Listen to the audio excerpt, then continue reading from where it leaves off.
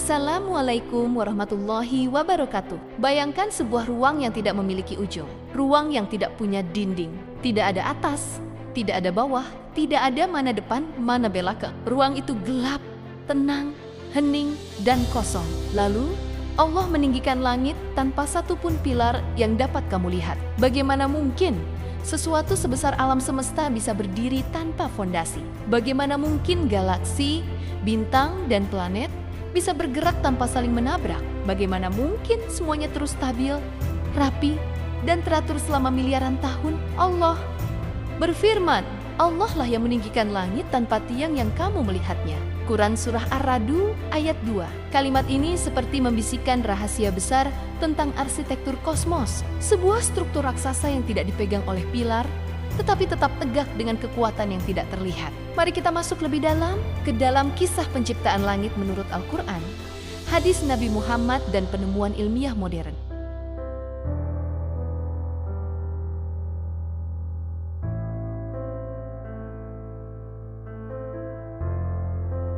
Dalam banyak ayat, Allah menjelaskan bahwa langit itu 7 lapis. Bukan 7 langit tipis seperti kain, tetapi 7 tingkatan kosmik yang teratur, terhitung, dan ditata dengan presisi. Allah berfirman, Allah lah yang menciptakan 7 langit dan dari bumi seperti itu juga. Ayat ini mengisyaratkan struktur bertingkat, sistematis, dan saling berhubungan. Dan menariknya, sains modern juga melihat adanya lapisan-lapisan besar dalam struktur alam semesta. Namun sebelum ke sains, kita lihat dulu bagaimana Rasulullah menggambarkan jarak antar langit. Rasulullah bersabda, antara satu langit ke langit berikutnya adalah jarak 500 tahun perjalanan. Hadis riwayat Tirmizi nomor 3298. Kemudian dalam riwayat lain, dan jarak antara langit ke-7 dan Arsy juga 500 tahun perjalanan. Hadis riwayat Abu Daud nomor 4727. Hadis ini bukan sekadar tentang angka, ini tentang skala, tentang betapa luasnya lapisan kosmos, tentang struktur yang jauh lebih besar dibanding yang mampu dibayangkan manusia. Dan Al-Quran menyebutkan bahwa langit pertama yang dekat dengan bumi adalah langit yang dihiasi bintang, dan sungguh kami hiasi langit dunia dengan bintang-bintang. Quran Surah Al-Mulk ayat 5. Lapisan pertama langit adalah wilayah kosmik tempat bintang-bintang berada. Dan itu persis seperti yang ditemukan astronomi modern.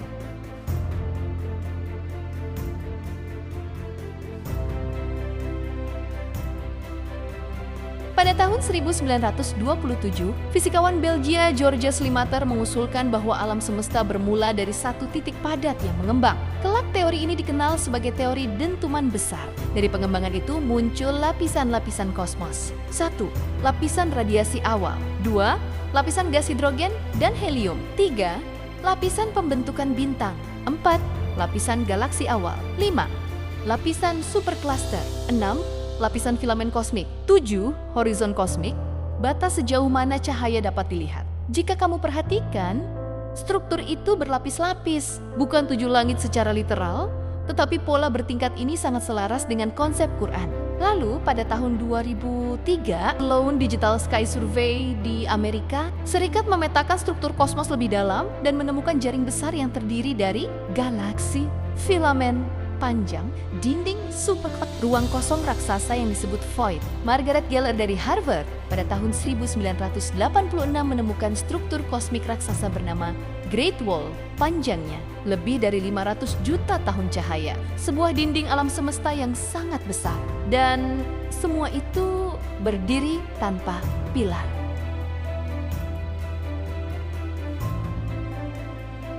Sains modern menyebut bahwa yang menahan struktur itu adalah gravitasi, dark matter, dan dark energy, kekuatan yang tidak bisa dilihat oleh mata. Sejalan dengan ayat tadi, tanpa tiang yang kamu melihatnya.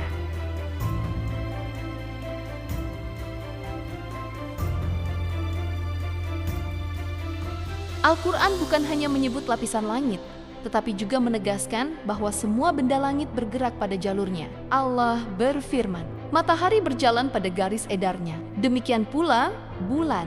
Tidaklah matahari mengejar bulan dan malam tidak mendahului siang. Masing-masing beredar pada garis edarnya. Quran Surah Yasin ayat 38-40. Yang menarik, Pernyataan ini muncul lebih dari 1400 tahun lalu, jauh sebelum Kopernikus pada tahun 1543 menulis buku tentang orbit bumi mengelilingi matahari.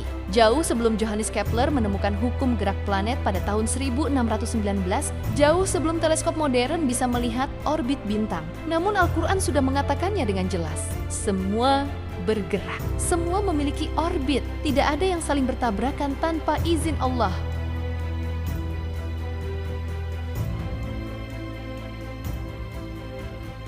Konsep langit tegak tanpa pilar menjadi sangat menarik ketika fisika modern menjelaskan dua hal besar yang mengatur kosmos. Satu, gravitasi. Penjelasan Albert Einstein tahun 1915 menyebut bahwa gravitasi bukan sekadar gaya tarik, tetapi kelengkungan ruang dan waktu.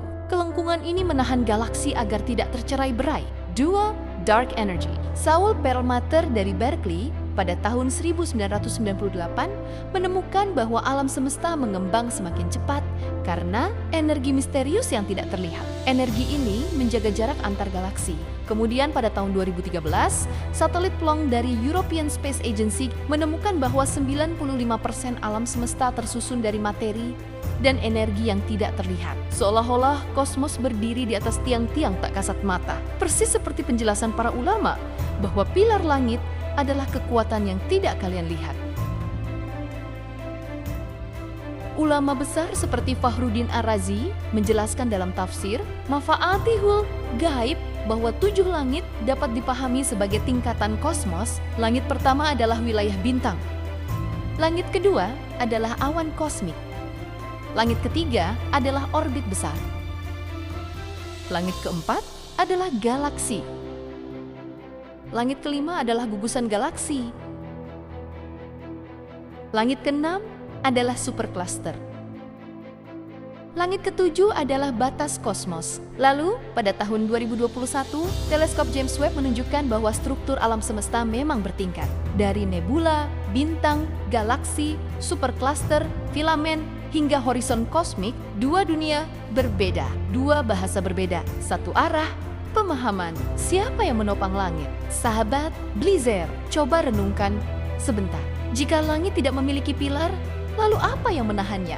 Jika tidak ada besi raksasa, tidak ada dinding kosmik, tidak ada fondasi, lalu apa yang menjaga semuanya tetap stabil? Sains mengatakan gravitasi dan energi gelap. Al-Quran mengatakan kekuasaan dan ketetapan Allah, dan dua-duanya tidak dapat kita lihat. Jika sesuatu yang tidak terlihat bisa menahan galaksi yang ukurannya miliaran kali lebih besar dari matahari, maka betapa kecil dan lemahnya manusia. Namun, betapa dekatnya Allah yang menjaga segalanya.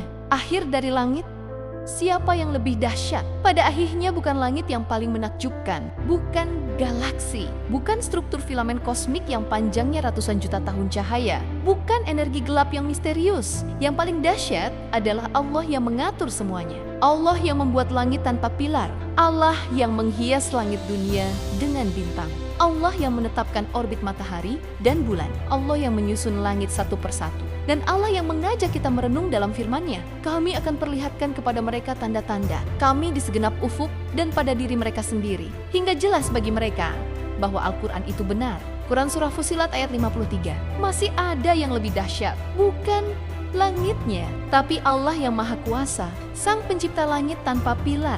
Lanjutkan kajian ini dan mari kita belajar mengenal kebesarannya. Klik subscribe dan terus bersama dalam perjalanan memahami keajaiban ciptaan Allah. Wassalamualaikum warahmatullahi wabarakatuh.